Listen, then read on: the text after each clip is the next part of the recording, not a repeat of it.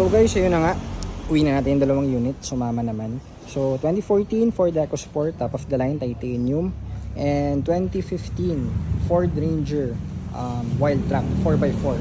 So sama natin pa uwi. Syempre SOP natin, full refresh ng units. Check natin yung mga papalitan. So ito is loaded pala ito guys, ganda oh.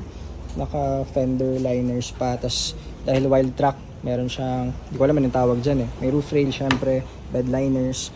So naka upgraded graded mags, may side steppers na rin.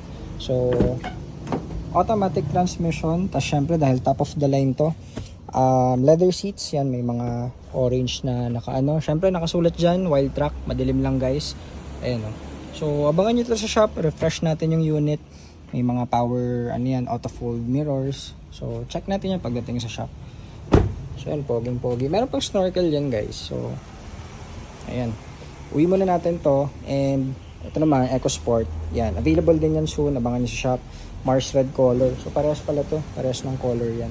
So top of the line to syempre, and push start din, sunroof. So ayan, maraming salamat kay Sir Fred, dito tayo sa showroom niya dito sa Bulacan. So yan guys, minsan may mga ganyan. So kapwa car dealer natin kapag ano, di pinapasa